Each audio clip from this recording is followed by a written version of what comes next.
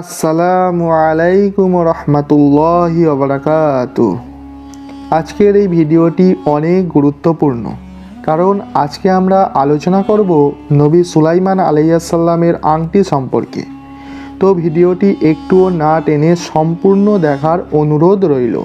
ভিডিওটি শুরু করার আগে আরও একটি কথা, সেটি হচ্ছে ভিডিওতে সাবস্ক্রাইব না করলেও চলবে, কিন্তু একটা লাইক এবং একটা কমেন্ট অবশ্যই করবেন।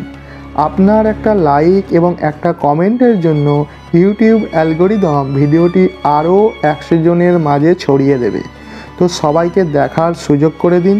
চলুন বেশি কথা না বাড়িয়ে ভিডিওটি শুরু করা যাক। কথিত আছে সুলাইমান আলাইহিস সালামের নাকি জাদুর আংটি আছে। এ ব্যাপারে বলা হয়ে থাকে সুলাইমান আলাইহিস সালাম একজন মহিলাকে বিবাহ করেন। ওই মহিলা তার গৃহে তার অগোচরে মূর্তি পূজা করত, আর সুলাইমানের রাজত্ব ছিল তার আংটির কারণে। একদিন তিনি টয়লেটে যাওয়ার সময় অভ্যাসবশত আংটিটি খুলে তার ওই স্ত্রী আমিনার কাছে রেখে যান।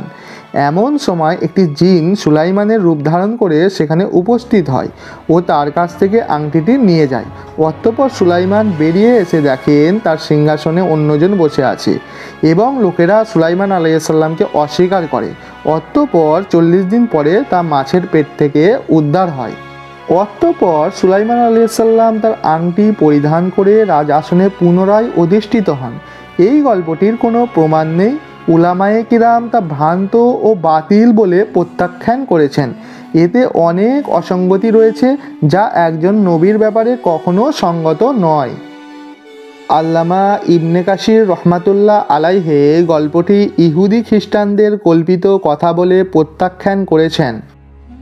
এছাড়া অনেক আজগুবি কথা রটিত আছে। তিনি নাকি জাদুর শক্তির বলে সব কিছুকে অনুগত করেন। তার সিংহাসনের নিচে জাদুর জিনিস লুকায়িত ছিল। এসব কথা কুফরি। এগুলো নবীদের মর্যাদা পরিপন্থী এবং ইসরায়েলি কল্পকাহিনী মাত্র।